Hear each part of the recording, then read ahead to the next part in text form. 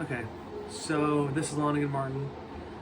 So the two papers that I picked this week were Richard Henderson's and Lucy Tyson's.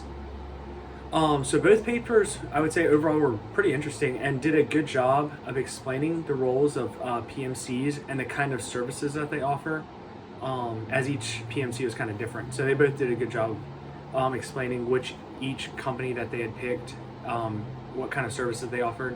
Richard actually picked two of the same PMCs that I had. Still, he did a good job of presenting like different information than I had, so it was still interesting to read through that. And the last one he picked was completely new, so it was nice to see other ones also presented. And he concluded by saying, all in all, PMCs can be really beneficial, essentially, which is the same conclusion that I had actually drawn. So overall, I would say our papers were actually really similar.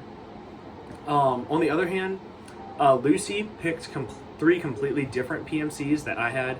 And one, I think the name was Chubb, I believe, was a totally different type of PMC. It was over 200 years old, and it had been started during the Industrial Revolution, actually. And actually provided like fire hazard safety, I believe, was the main thing of it, or like the main mission kind of that company. So it was really cool to see like a big variation in the missions of each PMC. And I think her paper was really interesting. She presented it almost like an argument, like arguing for if PMCs are a good or bad thing. And then in her conclusion, she concluded by saying PMCs, whenever PMCs are involved, even if it's not a peaceful like activity or something, they're not usually the ones at fault for hindering the peace, as they're just kind of like mercenaries almost, like they get hired out. So it's not their fault for being involved in a conflict, which is very similar to the conclusion that I drew. So overall, I agree with both Richard and Lucy, as I think PMCs are generally a good thing and really help to promote rather than hinder peace.